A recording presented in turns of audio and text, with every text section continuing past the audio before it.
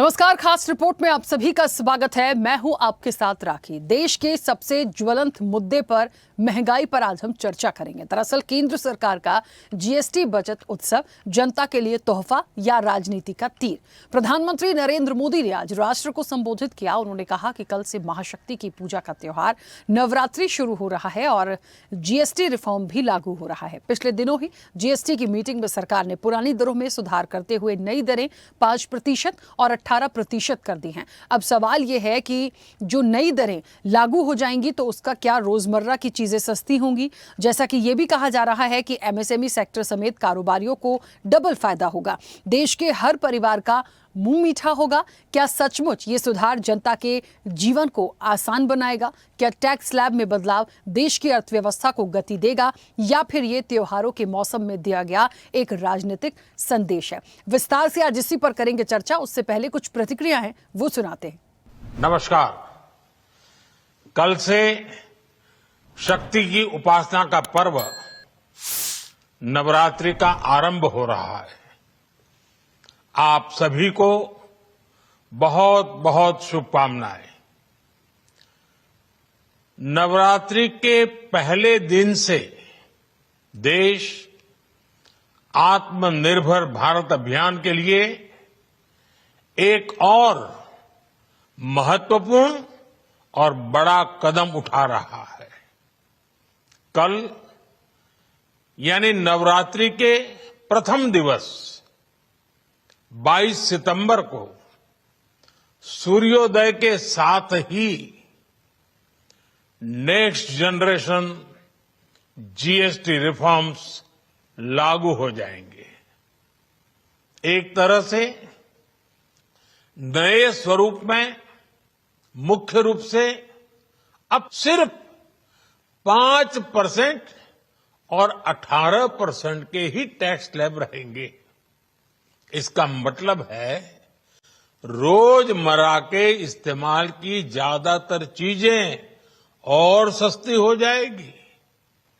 खाने पीने का सामान, दवाइयां, साबुन, ब्रश, पेस्ट, स्वास्थ्य और जीवन बीमा, ऐसे अनेकों सामान, अनेकों सेवाएं या तो टैक्स फ्री होगी या फिर केवल 5% टैक्स देना होगा। अनजाने हमारी रोजमर्रा की जिंदगी में बहुत सी विदेशी चीजें जुड़ गई है, हमें पता तक नहीं है। हमारे जेब में कंघी विदेशी है कि देसी, हमें पता ही नहीं है। हमें इनसे भी मुक्ति पानी होगी। हम वो सामान खरीदें जो मेड इन इंडिया हो, जिसमें हमारे देश के नौजवानों की मेहनत लगी हो, हमारे देश के बेटे बेटियों का पसीना हो। हमें हर घर को स्वदेशी का प्रतीक बनाना है। नागरिक देवो भवः कि जिस मंत्र के साथ आगे बढ़ रहे हैं, नेक्स्ट जनरेशन जीएसटी रिफॉर्म में इसकी साफ झलक दिखाई देती है। अगर हम इनकम टैक्स में छूट और जीएसटी में छूट को जोड़ दें तो एक साल में जो निर्णय हुए हैं उससे देश के लोगों को 2.5 लाख करोड़ रुपए से ज्यादा की बचत होगी।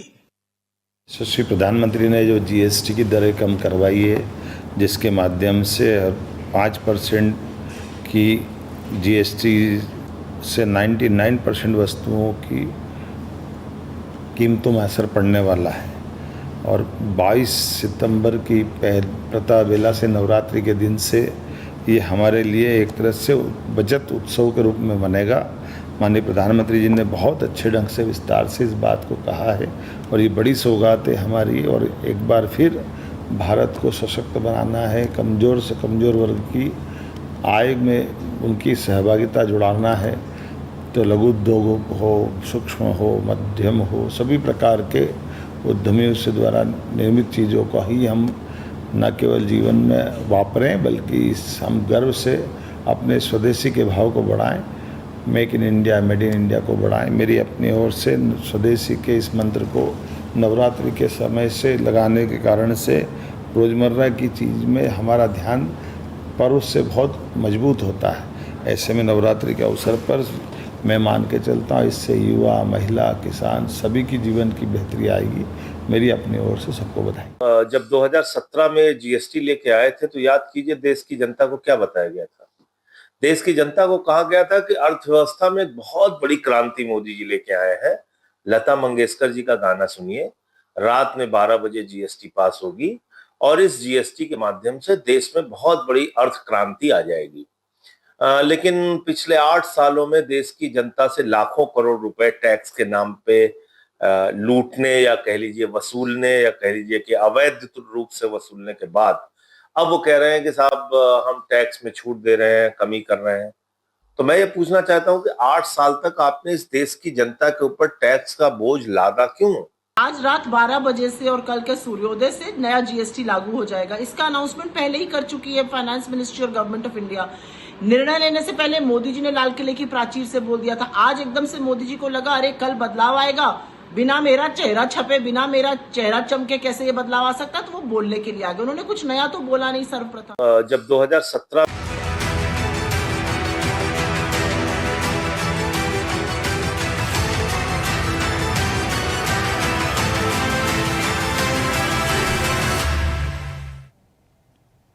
चलिए, तो पीएम का दिवाली उपहार है। कहते हैं कि जीएसटी की जो दरें हैं लागू, तो देखिए क्योंकि जब इसको पहले बताया गया था कि क्या चीज़ें सस्ती होंगी और कितना इसका फ़ायदा मिलेगा, टैक्स स्लैब की जो दरों में बदलाव किया गया, उसके बाद यही बात थी कि 21 तारीख से यानी इसको आज से इसको इम्प्लीमेंट करा दिया जाएगा। सबसे बड़ी बात ये होती है कि जितनी बातों को कहा जा रहा है और जो एक चीज़ बार बार दोहराई जा रही है कि चीज़ें सस्ती होंगी, रोज़मर्रा की चीज़ें सस्ती होंगी। यदि चीज़ें सस्ती होंगी तो अच्छी बात है, हमारी महंगाई भी क्या कम हो जाएगी, हमें ये देखना पड़ेगा। क्योंकि कुछ चीज़ों में किन किन चीज़ों को आप सस्ता कर रहे हैं, उसका एग्जैक्ट कितना लाभ लोगों को पहुंचेगा, ये पूरा एक कैलकुलेशन यदि करके देखें तो असल बात आती है महंगाई, जिससे जनता बहुत परेशान होती है, उसमें कितना प्रभाव पड़ेगा। हम सीधे चर्चा पर चलेंगे। हमारे साथ मेहमान जुड़े हैं। सबसे पहले आपका परिचय करा दें। भारतीय जनता पार्टी का पक्ष रखेंगे निपेंद्र पटेल। निपेंद्र जी, बहुत स्वागत चर्चा में जुड़ने के लिए। कांग्रेस का पक्ष रखेंगे जावेद खान। जावेद जी, आपका भी बहुत स्वागत है। वरिष्ठ पत्रकार हैं डॉक्टर भूपेंद्र सुल्लेरे। भूपेंद्र जी, आपका भी बहुत स्वागत है। और अर्थशास्त्री हैं अश्विनी राणा। अश्विनी जी, आपका भी बहुत स्वागत है। मैं चर्चा की शुरुआत सबसे पहले अश्विनी जी आपसे करूंगी। मुझे सुन पा रहे हैं? जी अश्विनी जी, ये जो बात की जा रही है, हाँ, ये जो टैक्स स्लैब में एक चेंजेस किए गए हैं और जीएसटी की जो बात की जा रही है, और एक सबसे बड़ी बात की जा रही है कि रोज़मर्रा की ज़रूरत की जो चीज़ें हैं वो सस्ती हो जाएंगी, हमें बहुत फ़ायदा होगा। तो जीएसटी रिफॉर्म जो लागू होने की बात की जा रही है, असल में हमें कितना फ़ायदा होगा? हमारी इकोनॉमी को हम आगे तक तो कैलकुलेट करेंगे, लेकिन असल में प्राथमिक तौर पर यदि हम देखें एक रिलैक्सेशन मिलने की, रिलीफ मिलने की, तो जीएसटी रिफॉर्म से जनता को कितनी राहत आप देखते हैं? देखिए, उसमें 2 स्लैब अभी रखे गए हैं। उस जो जरूरत की चीजें हैं उसके ऊपर 5% जीएसटी का स्लैब रखा गया है। पहले उस पे अधिकतर चीजों पर 12% का स्लैब था, वो 12% से घट के 5% आ गया, तो 7% उसके ऊपर टैक्स कम हो गया। तो अब आप मान सकते हैं कि किसी चीज के ऊपर अगर 12% टैक्स था, अब 5% देना पड़ेगा, तो कितना हमें एक रफली उसका अनुमान से हिसाब से फायदा होता है। बहुत सारी ऐसी चीजें हैं, दूध, पनीर, घी, खाने पीने की चीजें, उसके ऊपर जीएसटी बिल्कुल जीरो कर दिया गया। पढ़ाई के लिए जो सामान का इस्तेमाल होता है, कॉपी, पेंसिल, पेन, जो जिसके ऊपर था, उसके ऊपर भी जीरो कर दिया गया। आप इंश्योरेंस का देख लीजिए, इंश्योरेंस का हेल्थ का है, लाइफ का है, प्रीमियम जो हर साल देते थे उसके ऊपर 18% टैक्स था। मान लो मैं 50,000 का प्रीमियम देता हूं अपनी हेल्थ इंश्योरेंस का साल का, तो 9,000 रुपए सीधा सीधा वो बचत हो गई मेरी। वैसे ही जो जरूरत का रोज का सामान है उसके अंदर कितना मैं कंज्यूम करता हूं उसके अकॉर्डिंगली मेरे को वो 7% का रिलीफ मिल रहा है और कई चीजों पर 0 हो गया है। तो ये एक बहुत बड़ा रिलीफ है एक मिडिल क्लास के लिए। और वो जो बचत मेरी होगी उसको मैं अपने पॉकेट में नहीं रखूंगा, उस पैसे को जो सरप्लस होगा, क्योंकि बजट के हिसाब से मेरे वो एक खर्चे का अनुमान था, उस सरप्लस मनी को मेरी परचेजिंग पावर बढ़ जाएगी, मैं कंजम्पशन बढ़ाऊंगा, कंजम्पशन बढ़ाऊंगा तो डिमांड बढ़ेगी सामान की, डिमांड बढ़ेगी तो मैन्युफैक्चरिंग बढ़ेगी, मैन्युफैक्चरिंग, यानी ये पूरा जो साइकिल है उसका अल्टीमेटली जीडीपी पे आएगा असर। तो सारे सेक्टर्स और सभी वर्गों को उसका उसकी कंजम्पशन के आधार पर उसको बेनिफिट होगा। तो इसलिए ये हर सेक्टर को होगा, हर वर्ग को होगा, जो कम उपयोग करता है उसको कम होगा, जो ज्यादा खर्च करता है उसको ज्यादा होगा। तो यानी हर वर्ग को एक राहत बहुत बड़ी और ऐसे समय में दी जा रही है जो एक बहुत बड़ा कैलकुलेशन सरकार ने भी सोचा कि भाई ये कल से नवरात्र शुरू हो रहे हैं, 4 महीने हमारे फेस्टिवल सीजन होगा, फेस्टिवल सीजन में हम पहले से ही ज्यादा खरीदारी करते हैं। अब ऐसे में जब हमारे पास कुछ चीजें सस्ती होगी, एक्स्ट्रा मनी होगी, हम और खरीदारी करेंगे तो डिमांड बढ़ेगी। यानी ये एक बहुत सही समय पर लिया गया सही निर्णय है जिसके कारण हर वर्ग और हर जो उनको लाभ होने वाला है इसका। बिल्कुल, चलिए वापस आऊंगी। राजनीतिक रूप से थोड़ा बाद में प्रतिक्रिया हम लेंगे। मुझे लगता है एक्सपर्ट क्या मानते हैं, कितना एक्चुअल में फायदा होगा, उस पर हम आएंगे। भूपेन जी, मुझे सुन पा रहे हैं? जी, एज ए जर्नलिस्ट, हाँ, एज ए जर्नलिस्ट क्या लगता है भूपेन जी, क्योंकि जो ये बात कही जा रही है, जो 2 स्लैब फाइनली की गई हैं और एक राहत की बात की जा रही है, रोज़मर्रा की चीज़ों को ऐसे प्रेजेंट किया जा रहा है कि बहुत सारी राहत मिल जाएगी, सस्ती हो जाएंगी। अब जब कोई चीज़ें सस्ती हो जाएंगी, रेट कम हो जाएंगे, तो हमें ये भी एक सवाल लाजमी हो जाता है, क्या महंगाई से हमें राहत मिलेगी, क्या महंगाई कम हो जाएगी? तो ये इसको कैसे आप देखते हैं? देखिए राखी जी, महत्वपूर्ण विषय ये होता है कि जब राजनीति में कोई निर्णय लिया जाता है तो उस निर्णय को जनता तक डिलीवर करना, उसको बताना, प्रचार प्रसार करना। और जब से सीतारमण जी ने घोषणा की है और उसके बाद सरकार के जो मीडिया के कंपोनेंट है वो लगातार बता रहे हैं। और प्रधानमंत्री जी में ये बहुत बड़ी खूबसूरती है, चाहे जो मन की बात करते हैं या वो राष्ट्र के नाम संबोधन करते हैं।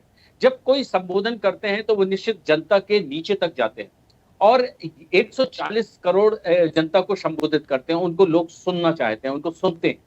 और ये रिफॉर्म के लिए तिथि उनने जो डिक्लेयर की है नवरात्रि के प्रारंभ की, और हमारे पूर्व अर्थशास्त्री विशेषज्ञ ने बताया है कि ये पूरा त्योहार का ये चलेगा, क्योंकि इसके बाद दशहरा, फिर दिवाली, दिवाली के बाद फिर नया साल आएगा और इस तरह क्रिश्चियन धर्म वालों के नए वर्ष उनका भी बनेगा। तो जिस तरह से ये फायदा मिलेगा, और सबसे महत्वपूर्ण वो बनेगा कि इसकी जीडीपी में बहुत फायदा होगा, क्योंकि जो पैसा जो बचेगा रिफॉर्म के लिए, जिसके लिए वो पैसा मार्केट में ही सर्कुलेट होगा, और जिसके सर्कुलेट होने के कारण वो व्यक्ति की जो कंज्यूम करने की वो है वो क्षमता बढ़ेगी।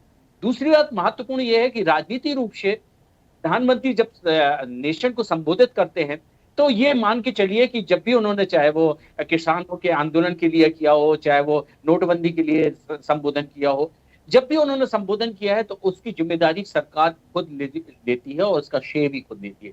तो आज 14 के बाद मोदी जी जिस तरह से रिफॉर्म होके सरकार चला रहे हैं, पूरी जिम्मेदारी के साथ अपनी ही लीडिंग में इलेक्शन लड़ते हैं, अपनी ही लीडिंग में रिफॉर्म करते हैं, अपनी ही लीडिंग में सारी चीजें करते हैं। और इसके कारण उन्होंने सबसे मेंटेन ये किया है कि जिससे अभी 2 दिन पहले जिस तरह से कांग्रेस और इंडिया ब्लॉक, जिस तरह से नेक्स्ट जनरेशन, जिस तरह से नेपाल में जो परिवर्तन हुआ, बांग्लादेश में, उसके बारे में चर्चा किया है, तो उनका सबसे पहला था नेक्स्ट जनरेशन को इसका फायदा मिलेगा। उन्होंने युवाओं को टारगेट बनाया, जो कांग्रेस बना रही थी उसके प्रति ये एक राजनीति के रूप में एक संदेश देने की कोशिश की उन्होंने, उस पॉइंट को उन्होंने डिस्फ्यूज करने की कोशिश की। दूसरी बात सबसे महत्वपूर्ण, स्वदेशी को, स्वदेशी एक आत्मीयता रूप में है, स्वदेश जो जिसके लिए वो हमेशा प्रेम करते हैं, जिसके लिए हमेशा बात करते हैं, और वो उनके पास शब्द हैं, शब्द की वो संचार करते हैं, और जनता को जिसने उन्होंने कहा कि पसीना जिसमें भारतीय का हो वो उत्पादन लेना चाहिए, ये एक राजनीतिक रूप में बहुत बड़ी चीज होती है।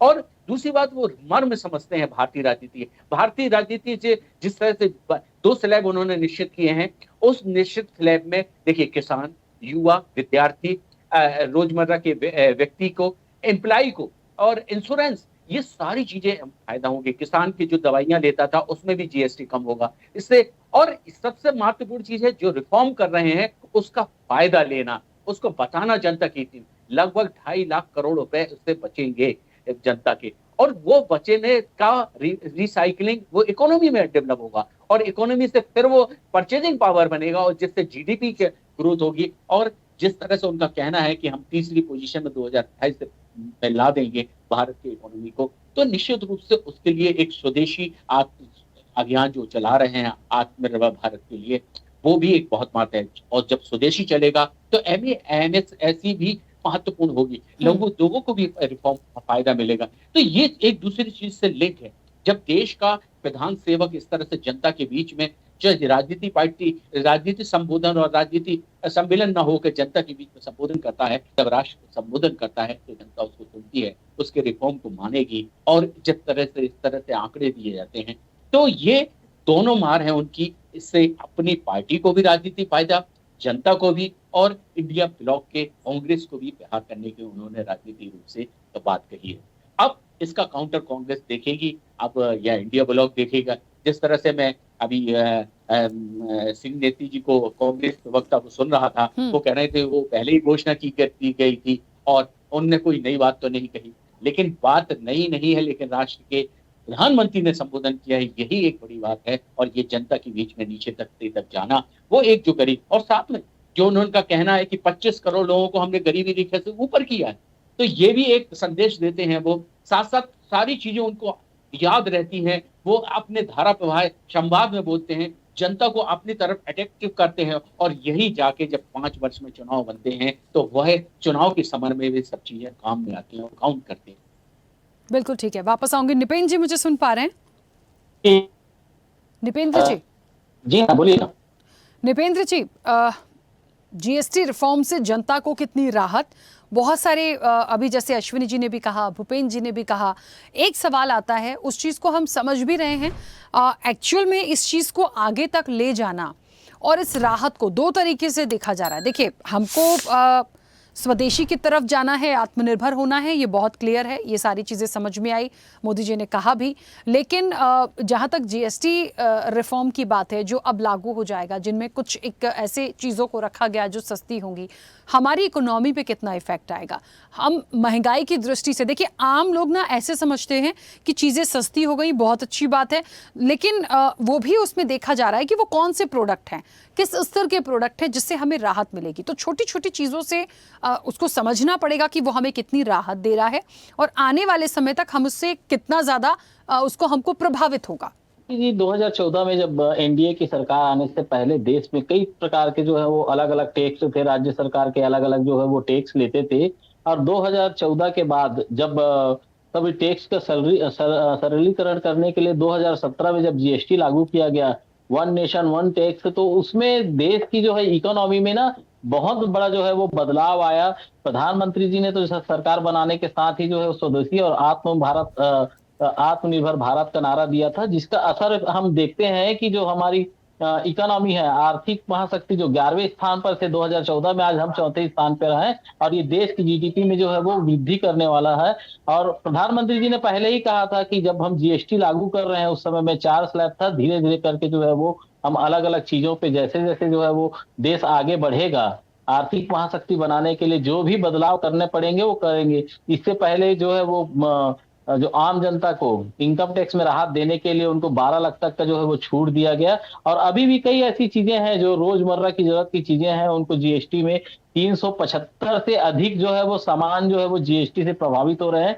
कई चीजें जो है वो 5% स्लैब से 5% और 12% स्लैब से जो है वो 0 स्लैब पे चले गए हैं। और कई चीजें जो है वो 5%, जैसे घर बनाना जो है वो सीमेंट पे पहले जो 28% लगता था, उसको कम कर दिया गया है, तो अब घर बनाना भी सस्ता हो जाएगा। और जो भी चीजें जो है रोजमर्रा की जरूरत की चीजें जो है वो लोगों को कम रेट पे मिलेगा। तो जैसे जिस प्रकार प्रधानमंत्री जी ने कहा, एमएसएमई सेक्टर को भी इससे फायदा होगा।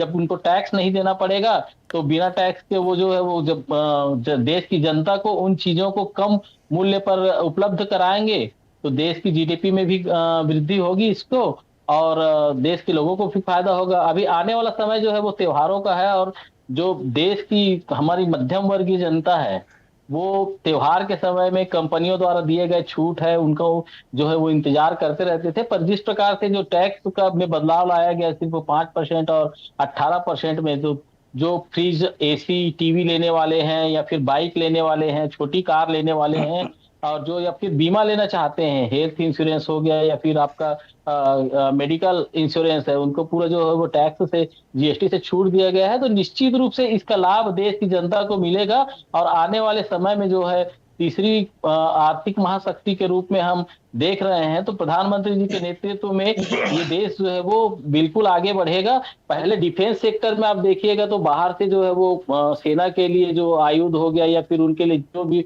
उपकरण है या फिर हथियार है बाहर से निर्यात करने पड़ते थे।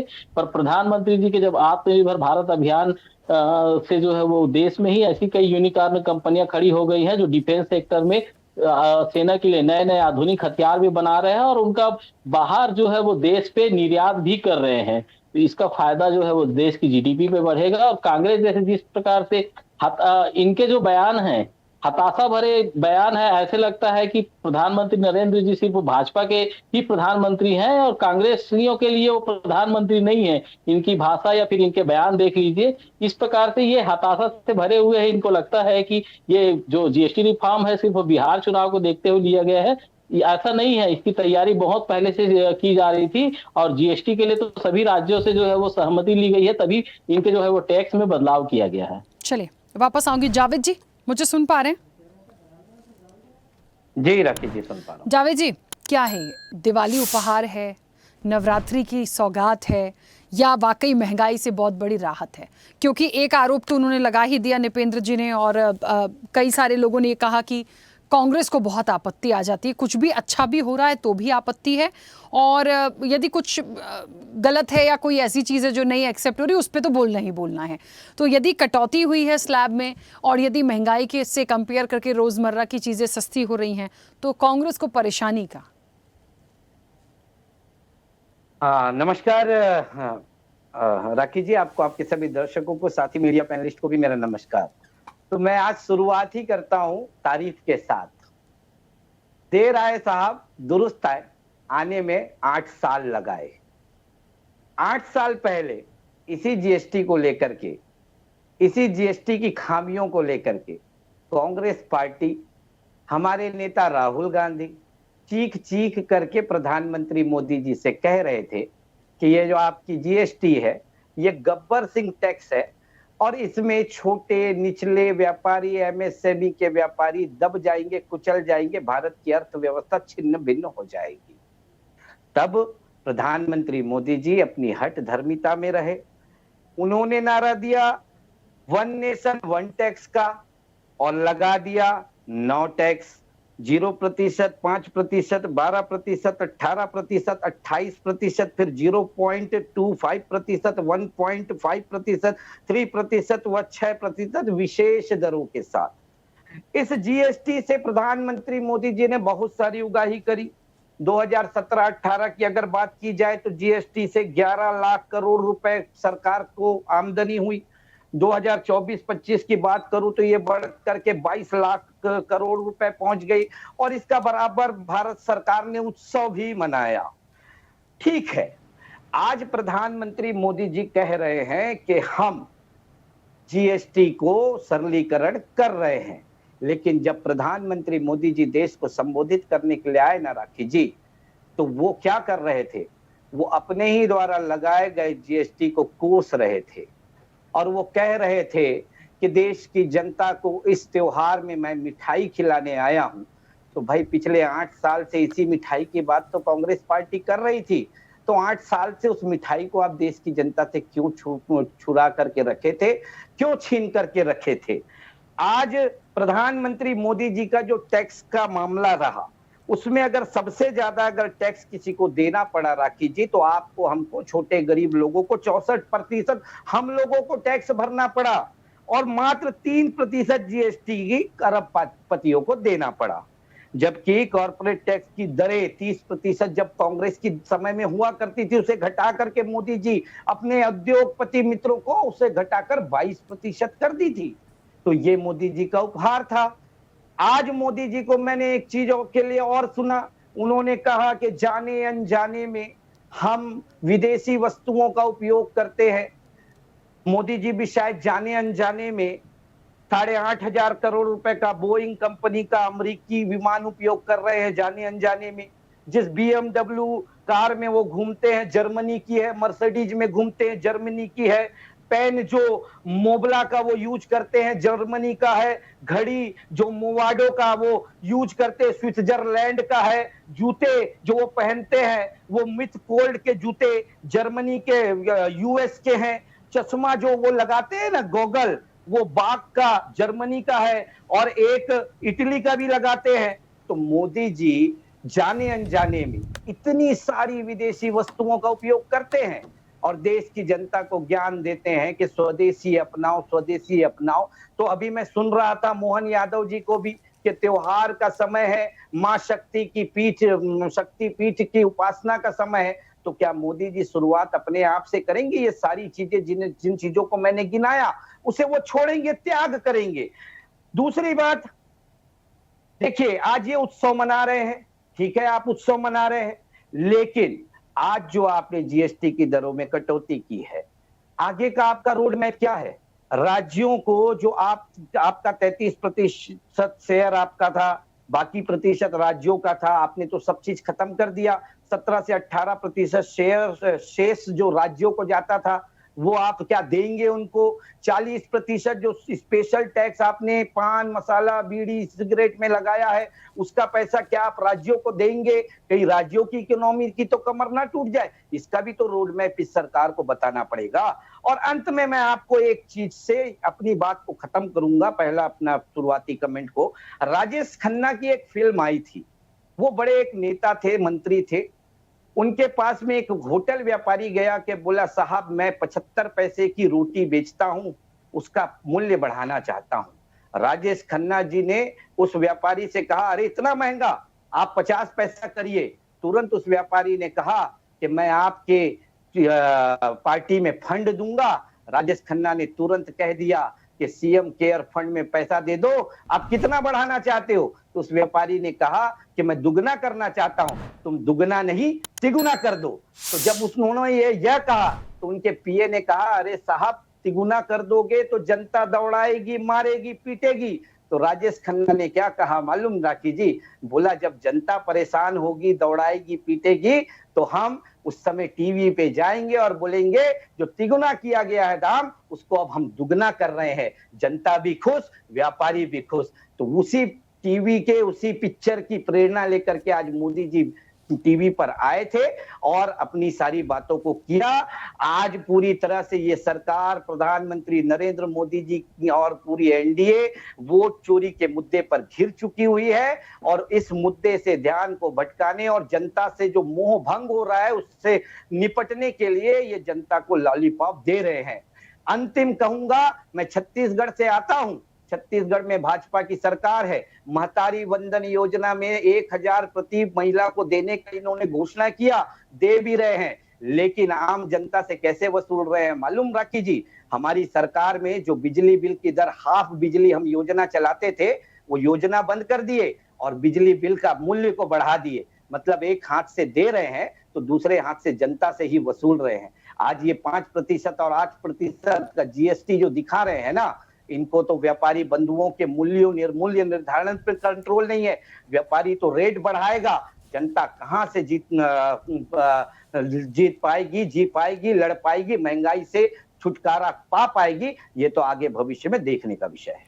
ठीक है, देखिए सबकी बातें बहुत महत्वपूर्ण हैं और दूसरी चीज़ ये भी है, इस विषय पे बात करना इसलिए ज़रूरी है कि असल में हमें कितनी राहत है कितनी नहीं, और पक्ष विपक्ष की अपनी बातें हमेशा आरोप प्रत्यारोप से संबंधित होती हैं, लेकिन हर पहलू पर बात करना ज़रूरी होता है। अश्विनी जी, क्योंकि हम आने वाले समय की बात कर रहे हैं, यहाँ दो बातें हैं। एक तो जो जीएसटी रिफॉर्म इम्प्लीमेंट होगा, जो 2 दरें फाइनल की गई हैं, जो महंगाई की बात हो रही है, उसे इस तरीके से भी दिखाया जाता है कि यदि आप यहाँ पर कुछ माइनस करते हैं तो आप कहीं और से प्लस भी कर रहे हैं, जैसा कि जावेद जी कह रहे थे। Is it possible? बिल्कुल हो रहा होगा, क्योंकि सब कुछ सिर्फ फायदा ही फायदा नहीं होता, उसके पीछे की चीज़ों को देखना है। खैर, हम उस पर नहीं भी जाएं तो हमें ये देखना पड़ेगा कि हमारी जो इकोनॉमी है, या हम जिस तरह से आत्मनिर्भर होने की बात कर रहे हैं, हम जिन एमएसएमई सेक्टर्स की बात कर रहे हैं, हम उतना डेवलप कर पाएंगे? बिल्कुल करेंगे। देखिए कि हम माइनस और प्लस नहीं कर रहे हैं, हम प्लस ही कर रहे हैं। यानी जो रेट कम हुआ है जीएसटी में, जो स्लैब कम हुए हैं, उसके कारण से जो जनता को राहत मिली है, उसके कारण से जनता के पास जो एक्स्ट्रा मनी आएगी, परचेजिंग पावर बढ़ेगी, कंजम्पशन बढ़ेगी, कंजम्पशन के साथ प्रोडक्शन, प्रोडक्शन के साथ जो है, तो ये उसकी जो पहले वो एक चीज खरीदता था, अब उसके पास अगर पॉकेट में और पैसे होंगे तो एक और चीज वो मार्केट से खरीदेगा, तो वो जो एक्स्ट्रा चीज खरीदेगा उसके ऊपर भी वो टैक्स देगा।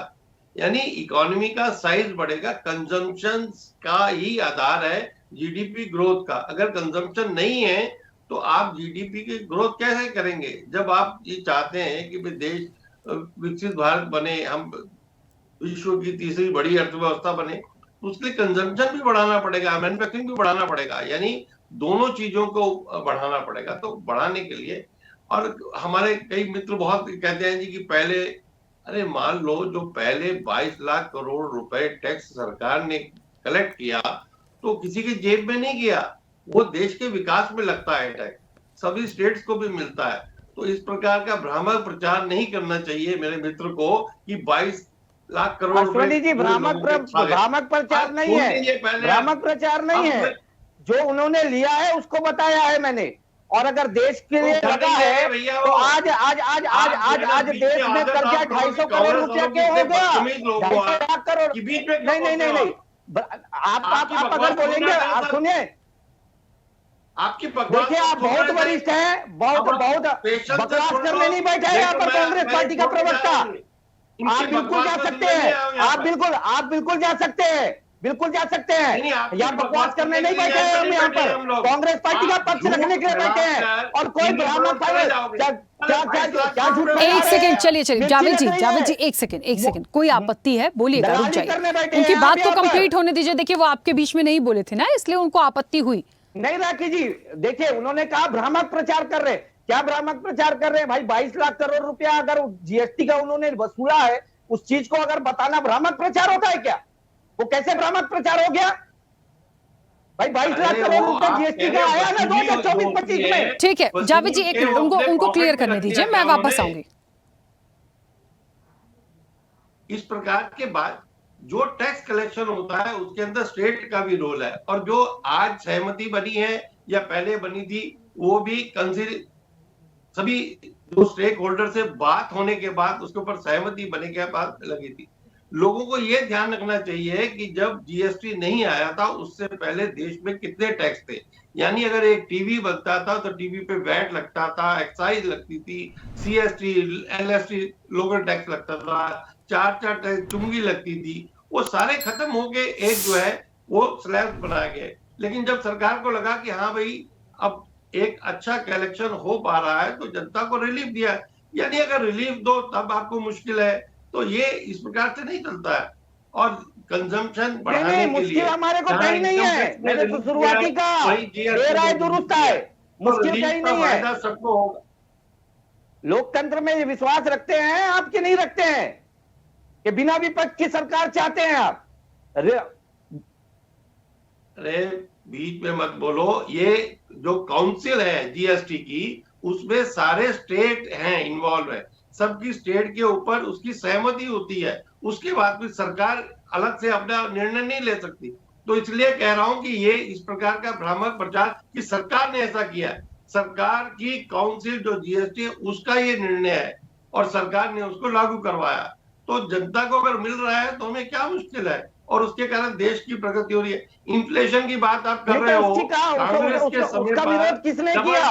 में इन्फ्लेशन था, आज 2.5% अरे भैया, आप कांग्रेस के समय में जो टीवी लेने जाते थे, आज कितने में टीवी मिलती है? जी, कांग्रेस के समय में टीवी खरीदा था आपने, आज वो टीवी कितने में मिलती है ये भी बता दो। कांग्रेस के समय में पेट्रोल कितने में खरीदते थे, आज कितने में पेट्रोल खरीदते हो ये भी बता दो। अगर कांग्रेस की दलाली करने के लिए आप यहाँ पर बैठे हो तो फिर बोल लो कांग्रेस के खिलाफ। प्रवक्ता क्यों बुलाया?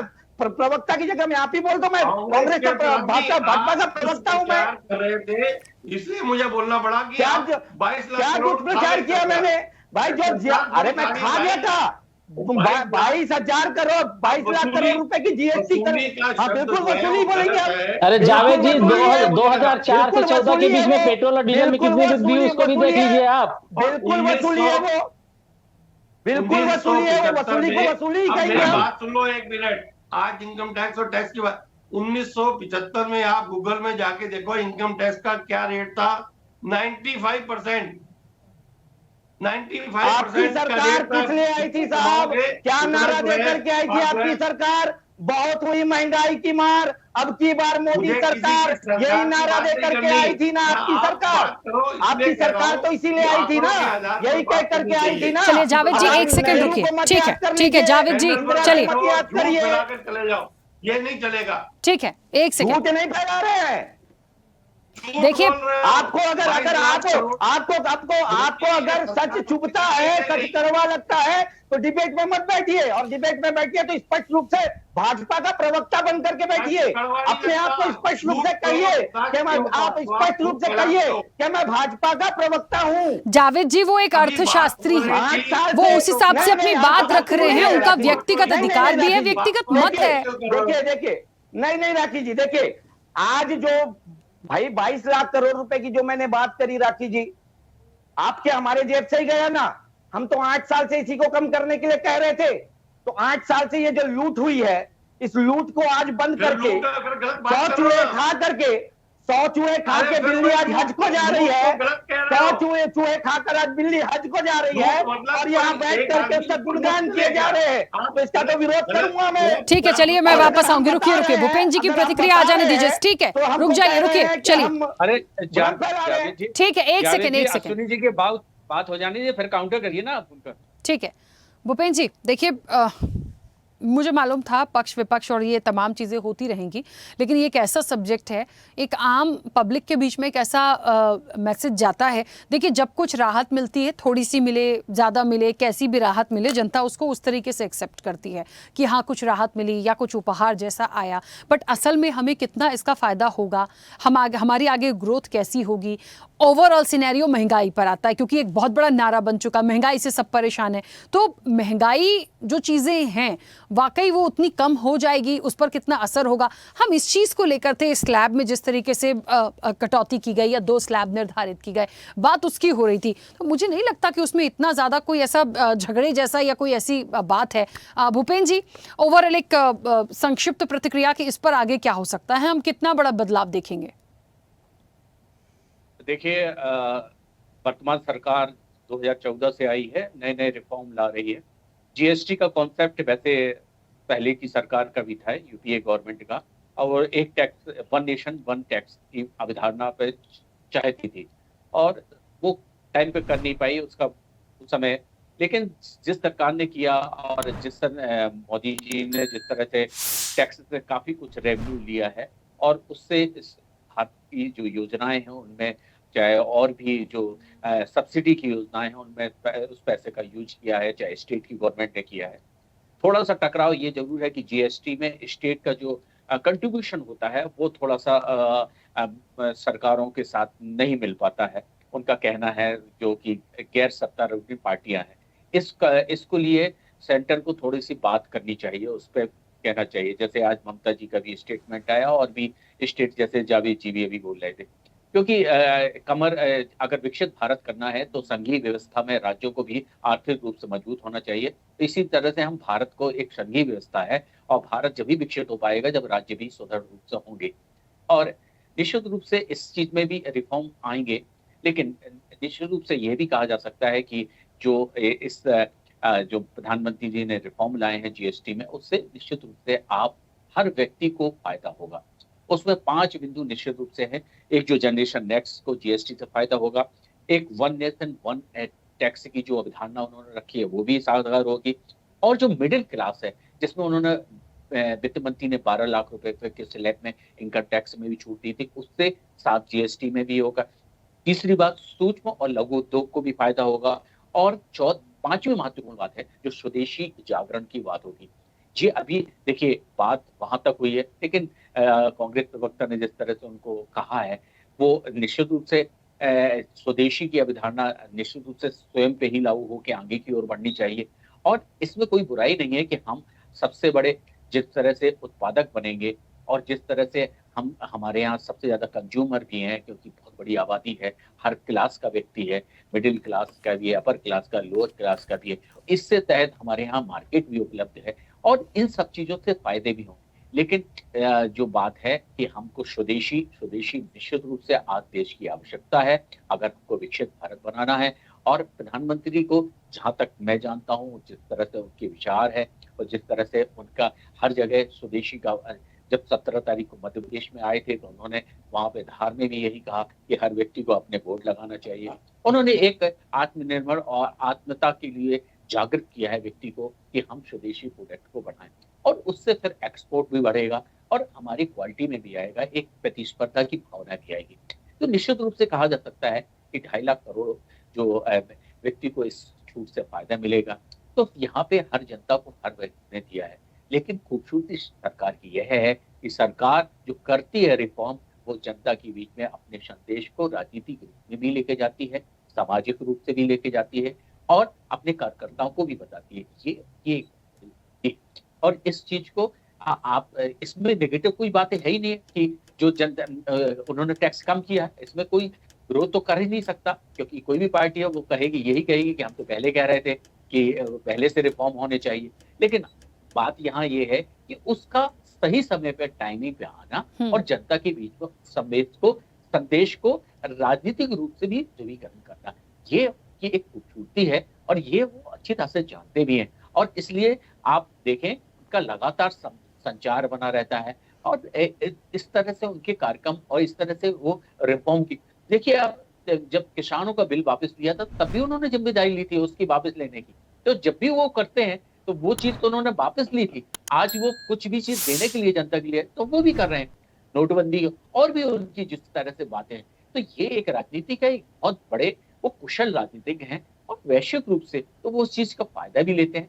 अब बाकी चीजें जनता राजनीतिक लोगों के लिए छोड़ दी, अब वो जिस तरह से खेलना चाहें वो खेलेंगे अपनी पिच में, लेकिन जनता को इसका फायदा मिलेगा और आने वाले चुनाव में भी इसका फायदा मिलेगा, और इस चीज का निश्चित रूप से राजनीति के आने समीकरणों में भी फायदे मिलेंगे। तो ये एक सत्ता की बात है।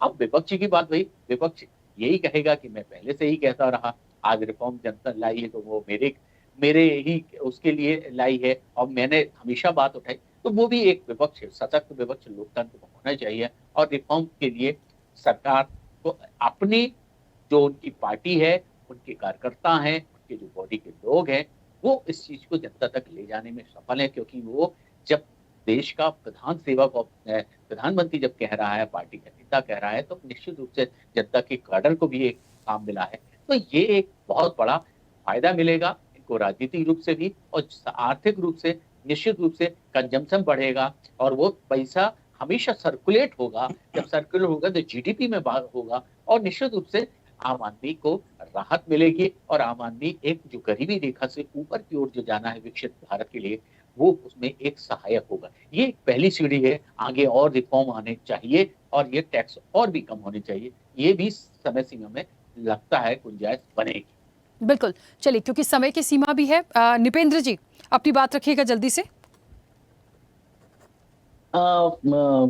मुझे ये समझ में नहीं आता, जो जनता को छूट मिल रही है उसमें कांग्रेस के प्रवक्ता क्यों बौखलाहट दिखा रहे हैं। ये कह रहे थे कि जीएसटी से जो है वो देश की अर्थव्यवस्था छिन्न भिन्न हो गई, अगर छिन्न भिन्न होती तो 11वें स्थान से 4थे स्थान पर कैसे पहुंचती।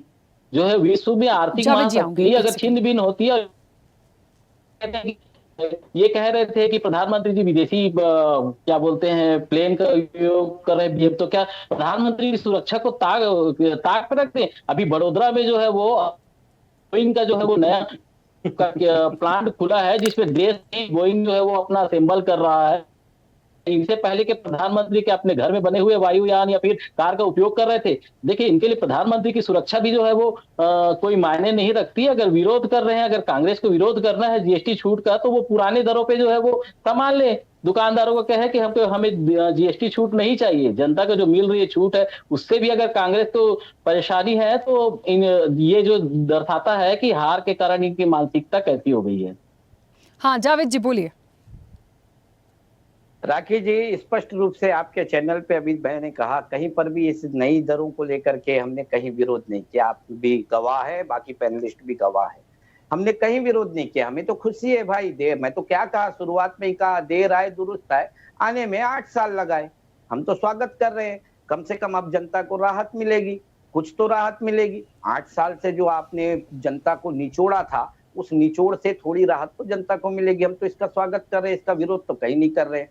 लेकिन लोगों को ऐसा क्यों भ्रम फैलाया जा रहा है लोगों के अंदर कि हम विरोध कर रहे हैं और हमारे अंदर छटपटाहट है? हमारे अंदर कोई छटपटाहट नहीं है। दूसरी बात, भाजपा के प्रवक्ता ने कहा कि प्रधानमंत्री जी की सुरक्षा, वायुयान, अरे मैं तो पेन और चश्मा तक गिना दिया, वो भी सुरक्षा और वायुयान। मतलब भारत इतना ज्यादा आप असुरक्षित देश है, यहाँ पर इतना ज्यादा असुरक्षित मैन्युफैक्चरिंग है कि प्रधानमंत्री मोदी जी देश का चश्मा नहीं पहन सकते। प्रधानमंत्री मोदी जी जावेद जी, सबसे ज्यादा मैन्युफैक्चरर यूनिट जो है वो स्वदेशी यूनिट जो है वो अभी, आप भी मेरी बात सुन लीजिए, स्वदेशी यूनिट जो है वो इस 2014 के बाद ही लगे हुए हैं। पहले क्यों नहीं किए? देश में 100 से ज्यादा आज यूनिकॉर्न स्टार्टअप हैं।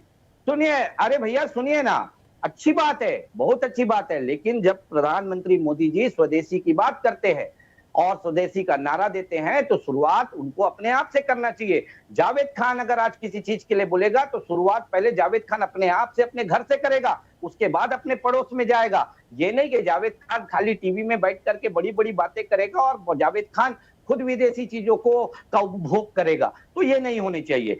तीसरी बात, राखी जी देखिए, हम तो पुनः कहते हैं कि आपने जो किया अच्छा किया, लेकिन इसे करने में आपने 8 साल लगाया। आज आप चैनल पे आकर के जो 8 साल से आपने लागू किया था, कहीं ना कहीं उसी को कोसते नजर आए, उसी के बारे में बताते नजर आए, उसी को लेकर के कहते नजर आए। तो आज आपने जो किया, अगर उससे जनता को लाभ हुआ, देश को लाभ हुआ, अभी कह रहे थे कि 22 लाख करोड़ रुपए जो मैंने कह दिया तो उससे कुछ नाराज हो गए हमारे अर्थशास्त्री। तो भाई अगर उससे जनता को फायदा होता, देश को फायदा होता, तो आज हमारे देश में 200.16 लाख करोड़ रुपए का विदेशी कर्जा क्यों होता?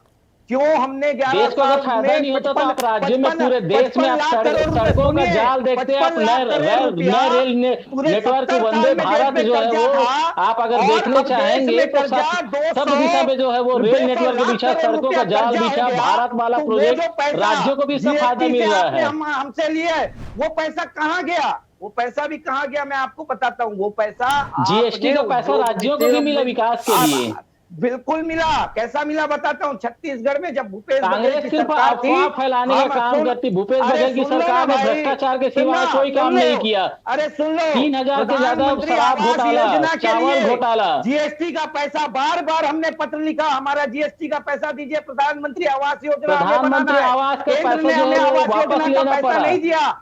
और बाद में चुनाव में उसी को मुद्दा बनाया राखी जी, भाजपा ने उसी को चुनाव में मुद्दा बनाया। 5 साल जब हम 5 साल भूपेश बघेल जी की सरकार सिर्फ भ्रष्टाचार की सरकार रही, शराब घोटाला, कोयला घोटाला, चावल घोटाला। 15 साल भी आप ही लोगों की सरकार थी, उसमें भी पीडीएस घोटाला, क्या घोटाला किया था आप लोगों ने? करोड़ रुपए का शराब घोटाला हुआ। 35,000 5 साल आपकी सरकार की जांच करवा सकते थे, रमन सिंह 5 साल आपकी सरकार की जांच करवा सकते थे आप। गोद में बैठी है, सारी एजेंसियां तो आपकी गोद में बैठी है। चलिए ठीक, जावेद जी, चलिए जावेद जी और निपेंद्र जी, चलिए देखिए, महत्वपूर्ण बात हो रही थी कि आत्मनिर्भर का जो उन्होंने एक बड़ी बात आत्मनिर्भर को लेके बोली, स्वदेशी अपनाने को बोली और इसे उपहार बोलिए, सौगात बोलिए, कुछ नहीं बोलना है तो कुछ भी मत बोलिए, लेकिन जो जो टैक्स स्लैब है, जो एक निर्धारित किया गया है, उससे हमें कितनी राहत मिलेगी, हम कितना ग्रोथ करेंगे, एक्चुअल में महंगाई में कितना डेवलपमेंट आएगा, बढ़ेगी घटेगी, क्या होगा, हमारा ये कंक्लूजन था, क्योंकि आम जनता से जुड़ा हुआ होता है। बाकी ठीक है, पक्ष विपक्ष है, आप लोग का अधिकार है अपनी अपनी मत, अपनी अपनी बात रखने का, बट असल में इसका कितना इम्पैक्ट होगा इसे लागू हो जाने दीजिए। पब्लिक डोमेन में जब जैसे जैसे लोग सामान खरीदेंगे, लेंगे, कितना स्वदेशी की ओर बढ़ रहे हैं, सब हमारे और आपके सामने आएगा। क्योंकि कोई भी चीज जब लागू होती है तो एकदम से नहीं हो जाता, उसका धीरे धीरे असर और एक्चुअल कॉस्ट निकल कर आएगी कि हम कितना ग्रो कर रहे हैं, कितना हमें फर्क पड़ा, महंगाई कितनी कम हो गई, ये सब कैलकुलेशन तब आएगा। फिलहाल समय भी हो गया, आप सभी मेहमानों का बहुत शुक्रिया इस चर्चा में जुड़ने के लिए। तो देखिए, एक बात है, पीएम का दिवाली उपहार, कम होगी महंगाई की मार, क्या होगी ये एक सवाल तो है, और ये भी है कि राहत, बहुत बड़ी राहत जैसा है, आम लोगों को रोजमर्रा की जरूरत की चीजें यदि सस्ती होंगी तो लोगों के लिए उपहार से कम नहीं है। बट असल में जिस दिशा में हम आगे बढ़ रहे हैं, जिस स्वदेशी और आत्मनिर्भर की हम बात कर रहे हैं, और इससे और उन दोनों को यदि हम कंपेयर करके चलें तो हम कितना ग्रो कर पाएंगे, हमारी इकोनॉमी क्या होगी, ये वाकई एक मंथन का विषय है। चर्चा में इतना ही, बने रहिए स्वदेश न्यूज के साथ। सबसे पहले देश। ऐसे ही वीडियोस के लिए लाइक करें, शेयर करें, फॉलो करें, YouTube पर जाकर सब्सक्राइब कर बेल आइकन दबाना ना भूलें, और ताजा अपडेट्स के लिए swedeshlive.com पर जरूर जाएं।